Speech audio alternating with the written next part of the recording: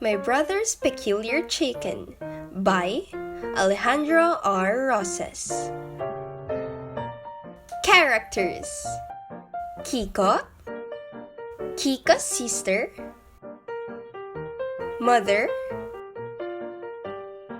Father, Mr. Eduardo Cruz, Teniente del Barrio, and the Peculiar Chicken. My brother Kiko wanted a very peculiar chicken. It was peculiar because no one could tell whether it was a rooster or a hen. My brother claimed it was a rooster. I claimed it was a hen. We almost got whipped because he argued too much. The whole question began early one morning. Kiko and I were driving the chickens from the cornfield. The corn has just been planted, and the chickens were scratching the seeds out for food. Suddenly, we heard the rapid flapping of wings.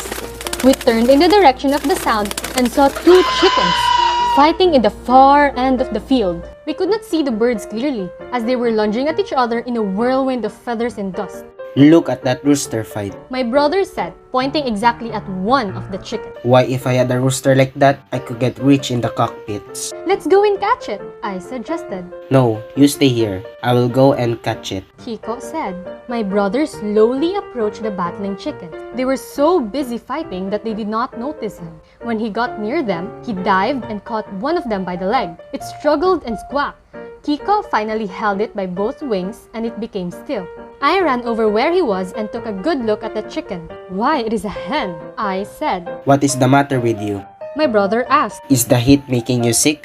No, look at its face. It has no comb or wattles. No comb and wattles? Who cares about its comb or wattles? Didn't you see it in the fight? Sure, I saw it fight, but I still say it is a hen. Ahem. Did you ever see a hen with spurs on its legs like this? Or a hen with a tail like this? I don't care about its spurs or tail. I tell you, it is a hen. Why, look at it! The argument went on in the fields the whole morning. At noon, we went to eat lunch. We argued about it on the way home.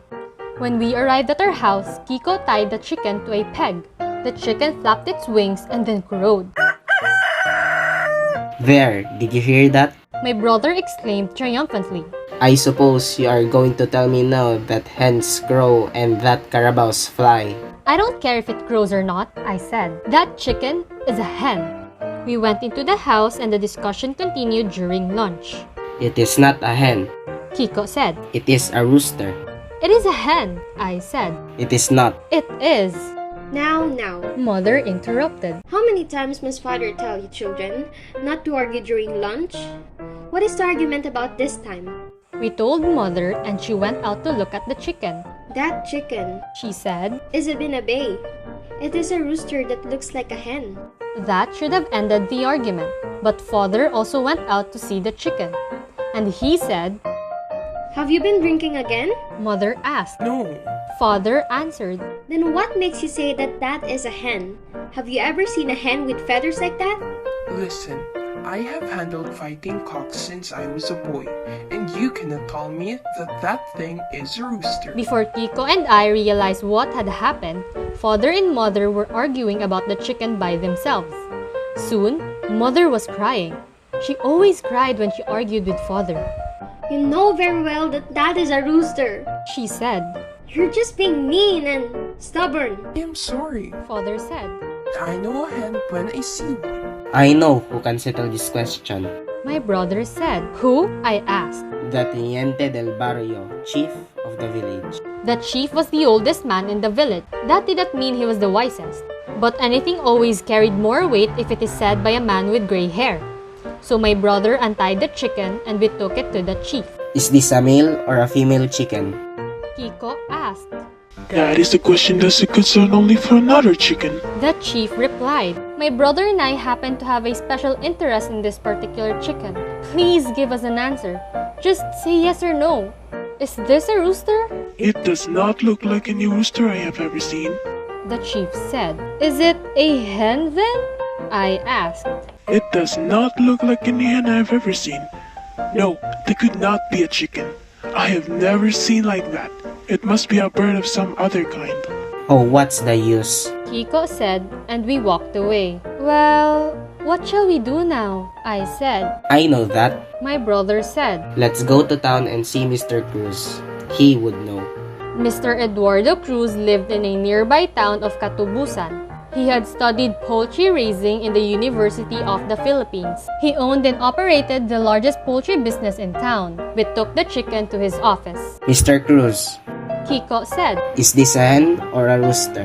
Mr. Cruz looked at the bird curiously and then said, I don't know. I couldn't tell in one look. I have never run across a chicken like this before. Well, is there any way you can tell? Why, sure. Look at the feathers on its back. If the feathers are round, then it's a hen.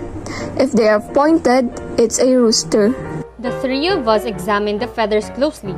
It had both, Very peculiar. said Mr. Cruz. Is there any other way you can tell? I could kill it and examine its insides. No, I do not want it killed. My brother said. I took the rooster in my arms and we walked back to the barrio. Kiko was silent most of the way.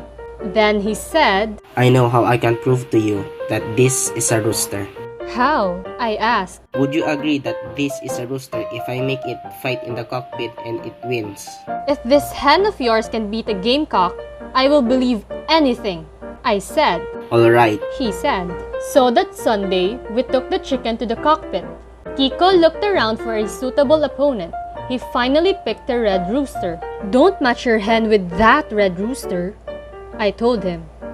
That red rooster is not a native chicken. It is from Texas. I don't care where it came from. My brother said. My rooster will kill it. Don't be a fool, I said. That red rooster is a killer. It has killed more chickens than the fox. There is no rooster in this town that can stand against it. Pick a lesser rooster. My brother would not listen. The match was made and the birds were readied for the killing. Sharp steel gaps were tied to their left legs. Everyone wanted to bet on the red gamecock. The fight was brief. Both birds were released in the center of the arena. They circled around once, and then faced each other. I expected our chicken to die of fright. Instead, a strange thing happened. A lovesick expression came into the red rooster's eyes. Then it did the love dance. That was all our chicken needed. It rushed at the red rooster with its neck feathers flaring. In one lunge, it buried its spurs into the opponent's chest. The fight was over.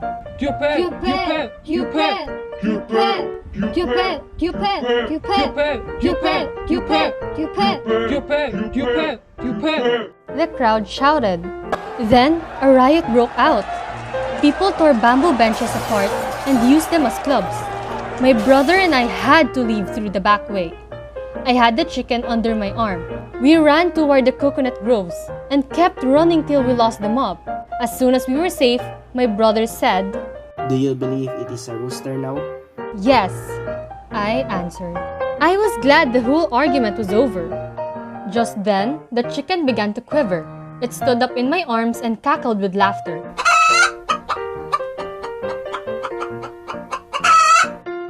Something warm and round dropped in my hand. It was an egg! Message or lesson of the literary work.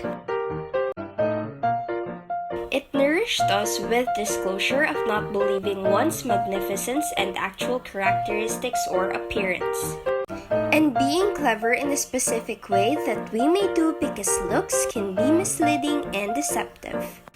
Furthermore, you cannot always bring others to agree with you because they too have different assertions or views. We hope that this story serves you knowledge. That's it for today. Thank you for watching.